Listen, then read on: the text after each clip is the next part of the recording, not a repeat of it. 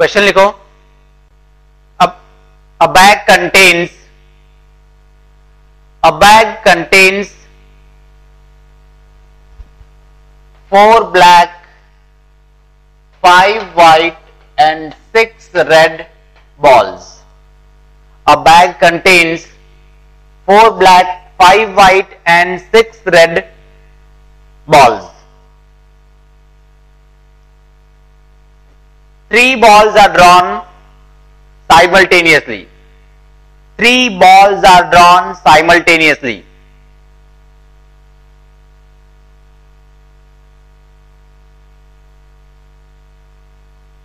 Find the probability that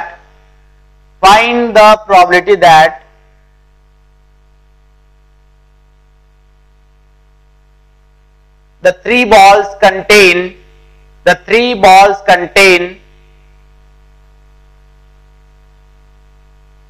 1 ball of each color. Find the probability that the 3 balls contain 1 ball of each color. Question करो.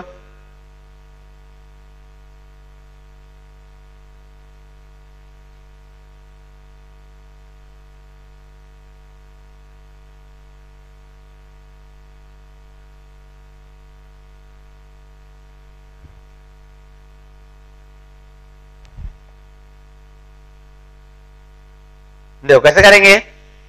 ये question का first part है. ऐसे balls रखे हुए हैं, 4 ball, 5 white, 4 black, 5 white, 6 red. 3 balls draw करने simultaneously. एक बार हाथ डाला और 3 बॉल बाहर लेके आए. ठीक है. नाउ हमें प्रोबेबिलिटी फाइंड करनी है कि 3 बॉल जो ड्रॉ किए गए हैं उनमें हर एक कलर का एक बॉल है. 1 ब्लैक, 1 व्हाइट एंड 1 रेड है. प्रोबेबिलिटी क्या होता है? Probability is equal to required number of ways upon total number of ways. Required क्या रिक्वायर्ड है? 1 ब्लैक, 1 व्हाइट एंड 1 रेड. ये रिक्वायर्ड है. ठीक है ना. ये वाले लिख लो यहां पर 1 black plus 1 white plus 1 red. और टोटल क्या है? टोटल तो simply 3 balls, just 3 balls draw करने हैं. तो ये कितने तरीके से कर सकते हैं? ऊपर 4 ब्लैक में से 1 ब्लैक कोई भी सेलेक्ट कर लो. 4C1. ये एंड दिस एंड दिस. जब भी एंड लिखे ध्यान रहेगा हमको क्या, हमें देखो 1 बॉल चाहिए, ब्लैक चाहिए, देन 1 व्हाइट चाहिए एंड 1 रेड चाहिए. तो 1 ब्लैक सेलेक्ट किया 4C1 वेज में. एंड मतलब fundamental principle of multiplication, PNC में पढ़ा था. तो एंड जा रहे हैं वहां मल्टीप्लीकेशन करते तो मल्टीप्लीकेशन. 1 व्हाइट, 5 व्हाइट में से 1, 5C1. कितना? नहीं ऐसा नहीं होना चाहिए. देखते हैं.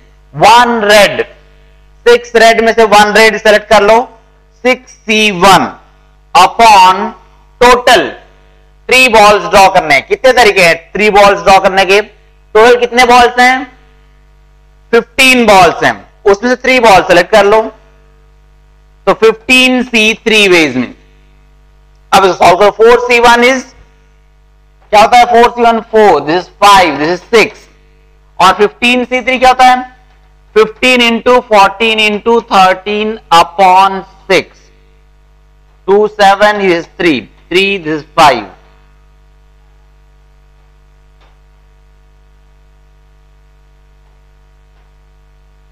तो कैलकुलेशन करना पड़ेगा. अब ये 5 और ये 5 कैंसिल. ओके. और कोई कैंसिलेशन का कोई चांस नहीं. 24/91.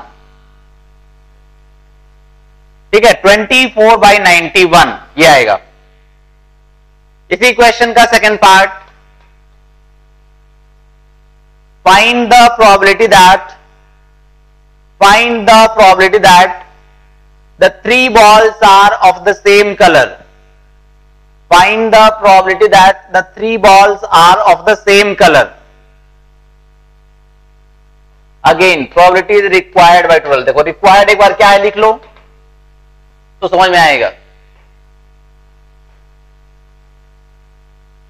क्या है required. The 3 balls are of the same color. हम लिख लेते हैं. देखो क्या टोटल तो सिंपली 3 बॉल्स चाहिए बस, लेकिन रिक्वायर्ड क्या है 3 balls are of the same color. मतलब अगर all the 3 are black चलेगा और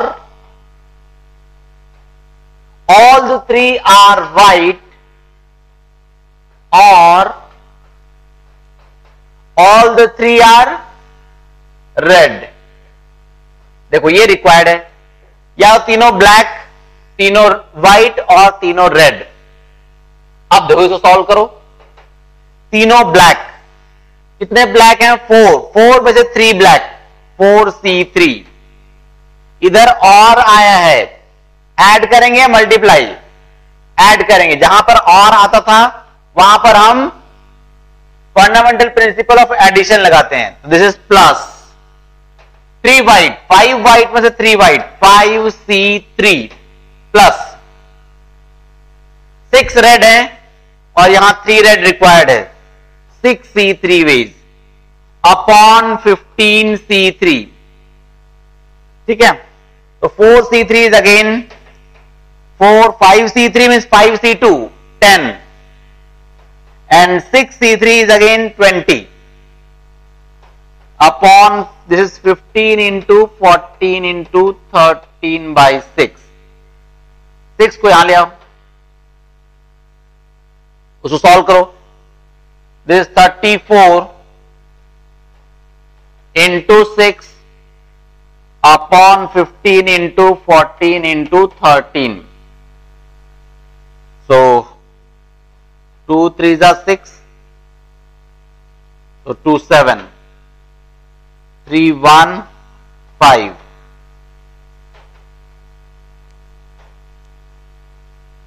This is 455 and this is 34. 34 upon 455.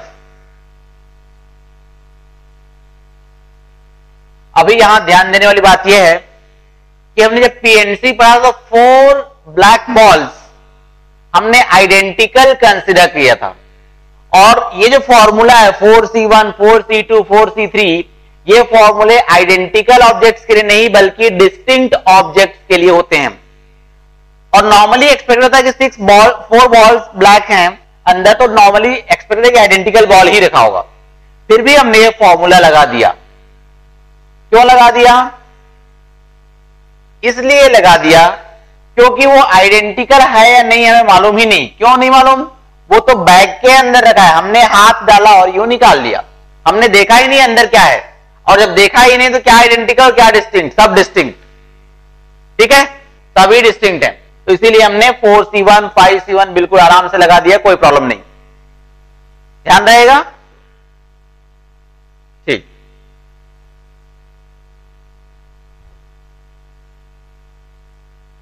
तो नेक्स्ट क्वेश्चन लिखो.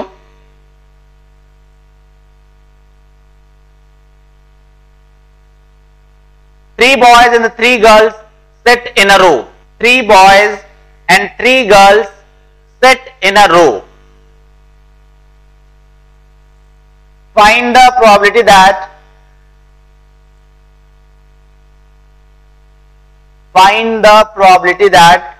और फर्स्ट पार्ट है the 3 girls sit together. The 3 girls sit together. ये फर्स्ट पार्ट है. 3 boys and 3 girls कैसे करते हैं? sit together. probabilities अगेन मैंने कहा probabilities required number of ways upon total number of ways. और टोटल तो बहुत सिंपल होता है. तो टोटल पहले लिख लेते हैं, सिंपल होता है थोड़ा सा. हमको 6 पर्सन कितने वेज में बैठ पाएंगे लाइन में? 6 फैक्टोरियल वेज में. लेकिन required the three girls sit together, तीनों गर्ल्स को एक साथ बिठाना है। कैसे करें? उनको एक साथ बिठाना, उनको एक साथ ही रख दो, उनको रस्सी में बांध दिया हमने, तो रस्सी में बांध दिया 3 गर्ल्स और हमने उन्हें काउंट किया 1 गर्ल्स, तो 1 गर्ल्स, ठीक है, एंड 3 बॉयज, तो टोटल 4 पर्सन। कितने वेज में अरेंज किए सकते हैं? 4 फैक्टोरियल। नाउ ये 3 गर्ल्स एक रोप के अंदर हैं, वो रोप के अंदर अरेंज करते हैं, इतने भी जोर से नहीं बांधा कि हिल ना पाए, ठीक है, तो हम इनको 3 फैक्टोरियल वेज में अरेंज कर सकते हैं। बस ये आंसर है। कर लो, दिस 24 इंटू 6 इज 720,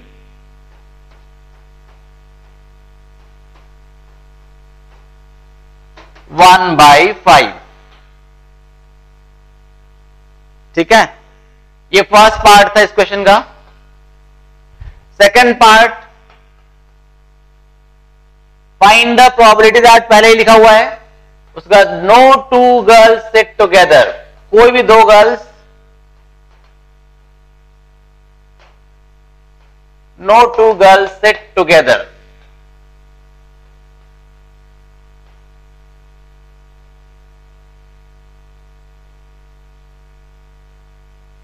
कोई भी 2 गर्ल्स साथ में नहीं बैठे, अभी उनमें झगड़ा हो गया, तो कैसे करते हैं सवाल? अगेन ये रिक्वायर्ड बाय टोटल ही होता है प्रोबेबिलिटी, तो required by total,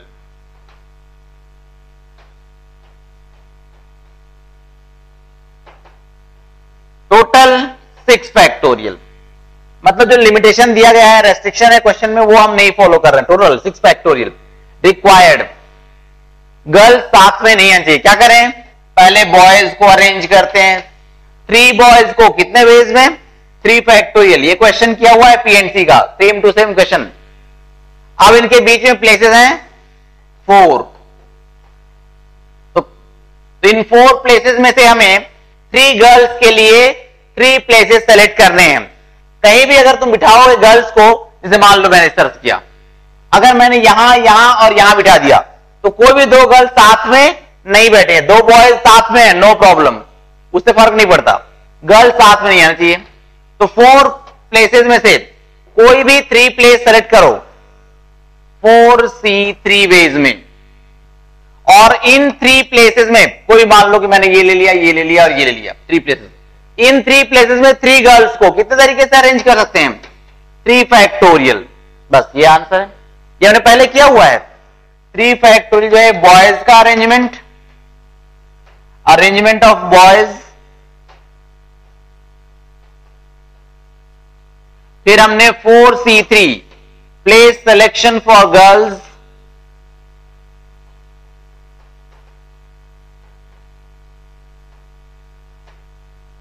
and then 3 factorial arrangement of girls.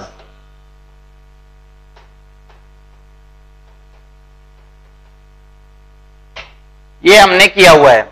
अब ये कैलकुलेशन कर लो, ये 6 इंटू 4 इंटू 6 बाई 720, तो 6 126 20 एंड 1/5 सेम आ गया, 1/5, ठीक है। इसी का थर्ड पार्ट लिखो,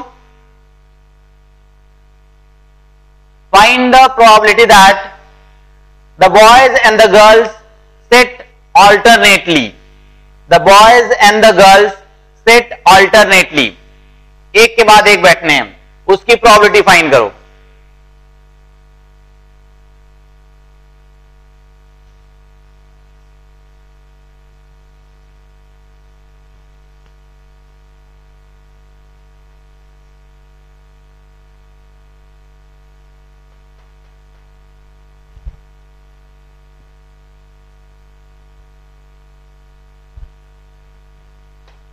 Probability is again required upon total.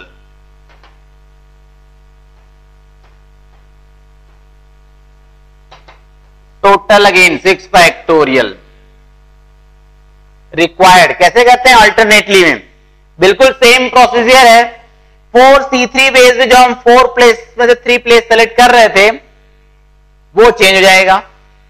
अब की बात देखो, हम फिर से क्या करेंगे, 3 बॉयज को बिठा दिया, 3 फैक्टोरियल, फिर इनके बीच में 4 प्लेसेस, हमें रिक्वायरमेंट है 3 की। अगर मैंने 3 प्लेस इस तरीके सेलेक्ट किया, दिस एंड दिस, क्या बॉयज गर्ल्स अल्टरनेटली हैं? नहीं है। तो इस तरह से हम प्लेस सेलेक्ट नहीं कर सकते। कैसे कर सकते हैं?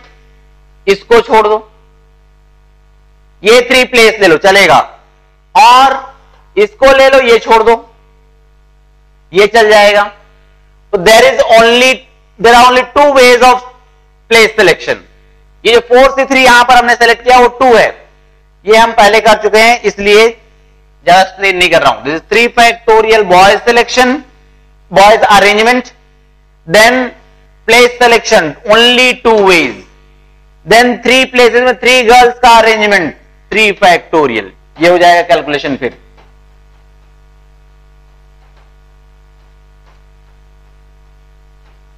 1/10,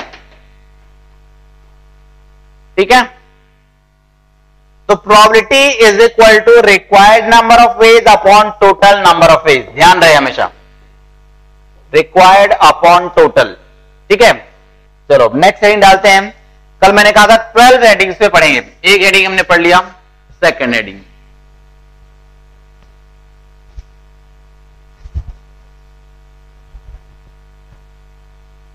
स्मॉल हेडिंग्स में, तो सेकंड हेडिंग है algebra of events, algebra of events.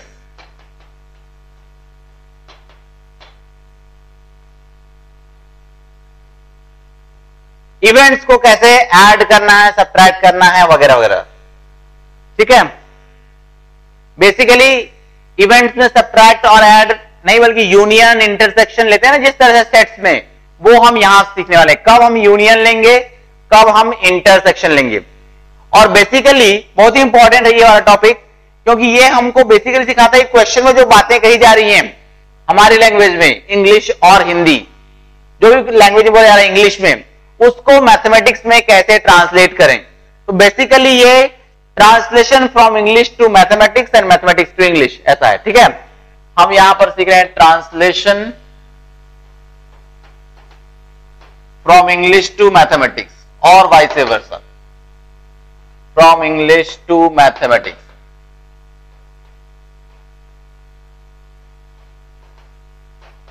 ध्यान देना इस टॉपिक पे, क्योंकि कई बार तुम लोग डाउट यही पूछते हो, सर क्वेश्चन में समझ में ही नहीं आएगी क्या पूछ रहा है।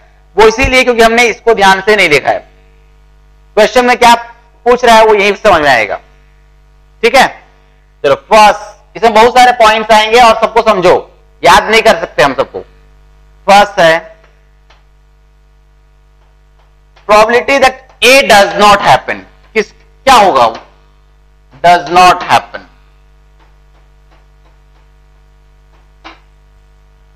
Probability that A does not happen मतलब क्या पूछा? देखो ये इंग्लिश में लिखा हुआ, अभी इसको हम मैथमेटिक्स में ट्रांसलेट करेंगे, क्या बनता है? Probability of A not, A does not, A not, A bar, ठीक है। और this is equal to 1 minus probability of A, हमने पढ़ा हुआ है। एक बार इसके लिए हम वेन डायग्राम बनाएंगे, जैसे सेट में डायग्राम आता है ना, वेन डायग्राम, यूनिवर्सल सेट वाला, उस तरह का यहां बनाएंगे। ये है, और हमारा यूनिवर्सल सेट क्या है मालूम है? Sample space. ये है हमारा universal set. This is the event A. अब ए बार किसे कहते हैं? जो कि ए में नहीं है लेकिन सैंपल स्पेस में है, जो कि ए में नहीं है पर सैंपल स्पेस में है। देखो ये है ए बार, देखो नाम भी अच्छे से रखा है, ए बार मतलब ए बाहर, जो ए के बाहर है वो ए बार है, ठीक है। ये देखो ए और उसके बाहर वाला पार्ट ए बार। तो इस फॉर्मूले को प्रूव कर सकते हो, कैसे? ए बार कैसे मिला? पूरे एस में से ए को माइनस कर दो, पूरे एस में से इस ए को हटा दो, माइनस कर दो। तो प्रोबेबिलिटी ऑफ ए बार क्या होना चाहिए? Probability of S minus probability of A होना चाहिए, नहीं बताओ? पूरे एस में से ए को माइनस कर दो। और कल हमने क्या पढ़ा? प्रोबेबिलिटी ऑफ एस क्या होता है? 1 माइनस प्रोबेबिलिटी ऑफ ए। इस तरह से आया है, ठीक है। जो ए के बाहर है वो ए बार है, ठीक।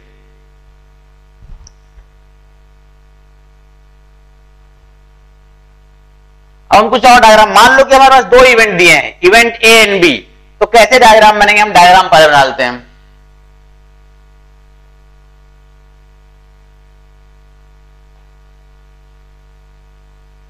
ये सैंपल स्पेस है ही, this is A, this is B,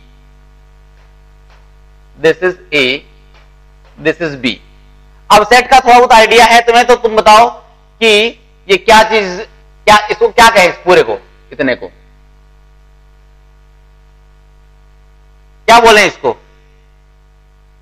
इतने को क्या बोलते हैं, तीनों को एक साथ एक बार में, ए यूनियन बी, ठीक है। ये मैंने वहां पर जो शेडेड पार्ट है that is A union B लिखा हुआ है, A union B shaded part को। ये डायग्राम बनाओ, और बनाते हैं कुछ डायग्राम।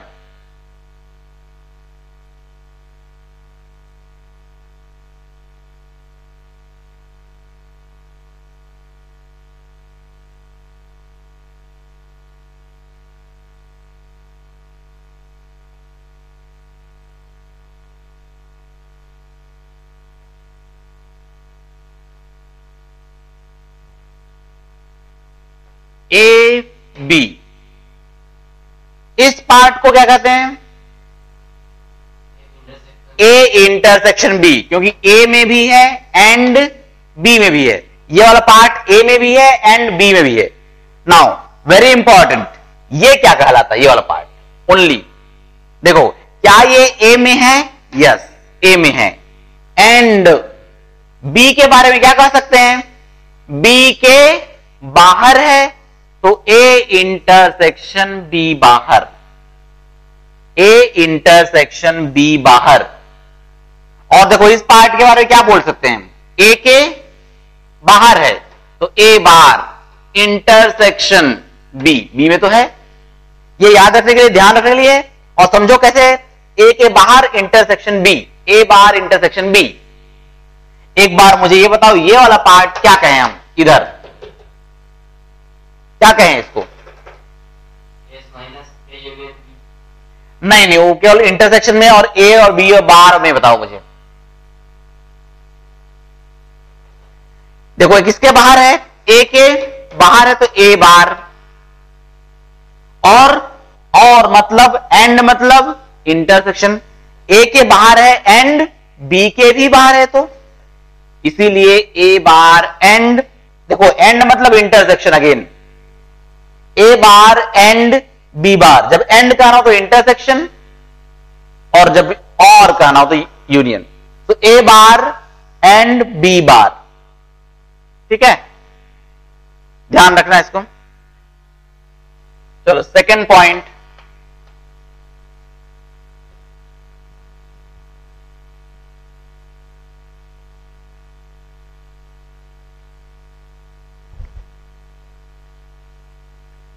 हमें प्रोबेबिलिटी फाइंड करनी है दैट आइदर ए और बी हैपेंस,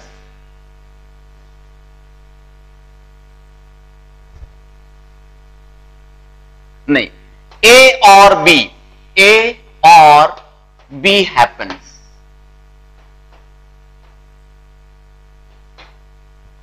ए और बी हैपेंस।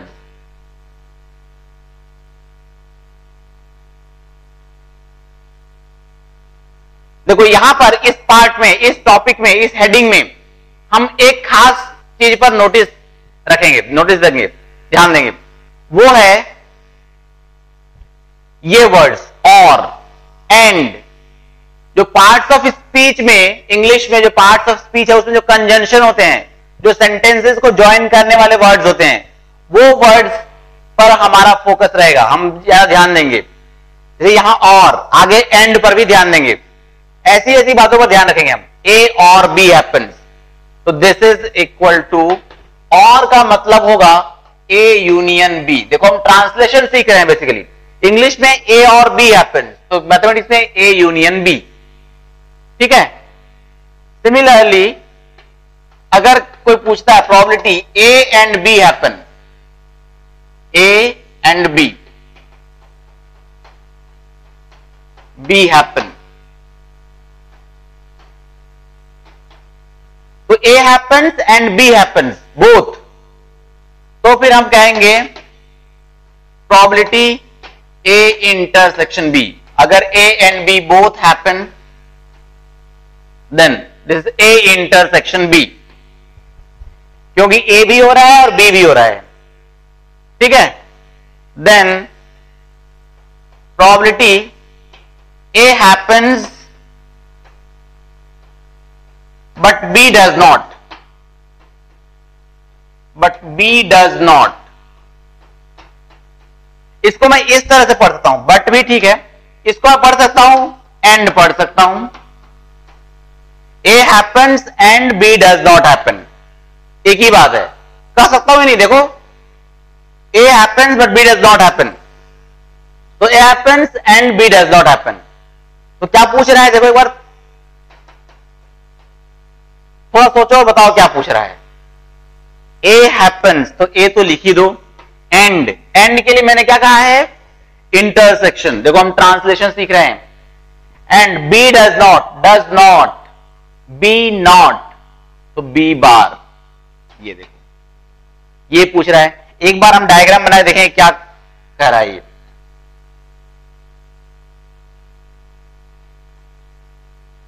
A B, ये पूछ रहा है हमसे A intersection B bar. A में तो होना चाहिए लेकिन B के बाहर होना चाहिए. A में होना चाहिए और B के बाहर. तो B के बाहर चाहिए, मतलब ये वाला पार्ट. ये देखो this is A intersection B बार. अब देखो इसके लिए हम एक फॉर्मूला बना सकते हैं. क्या करें, देखो ये कैसे मिलेगा हमें A इंटरसेक्शन B बार.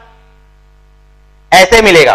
कैसे, इस पूरे A में से इसको माइनस कर दो, इसको इस पूरे A में से इसको माइनस कर दो, इसको छोड़ दो. तो हम लिख सकते हैं this is equal to probability of A minus probability of A intersection B. इस पूरे A में से जो नहीं चाहिए उसको माइनस कर दो. चाहिए कौन सा, जो शेडेड पार्ट है, ठीक है. तो टोटल में से इसको माइनस कर दो. टोटल A में से probability of A minus probability of A intersection B. अब देखो ये फॉर्मूला एकदम बीचों बीच आया है और हमें हो सकता है कि याद ना रहे, और ज्यादातर अभी याद रहेगा 2 दिन 3 दिन 4 दिन 15-20 दिन बाद याद नहीं रहेगा. याद क्या रह सकता है मालूम है, ये डायग्राम याद रहेगा. समझो इसे और यहीं पर देख के खुद ही बना लेना फॉर्मूला कि probability of A minus probability of A intersection B. ठीक है, डायरेक्ट वो तो याद नहीं रहेगा अपने को, तो यहां से हम देख लेंगे.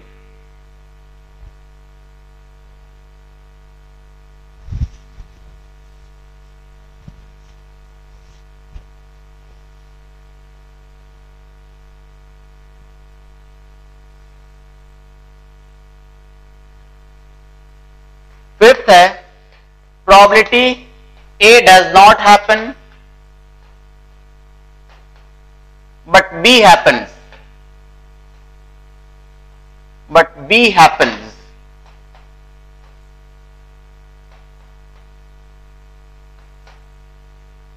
क्या पूछ रहा है, A does not happen but B happens. ठीक है, तो देख लो क्या पूछ रहा है. ये हमसे पूछ रहा है A does not, A not. अब बट मतलब एंड, एक ही बात है. इसको मैं लिख सकता हूं एंड. तो हमसे पूछ रहा है वो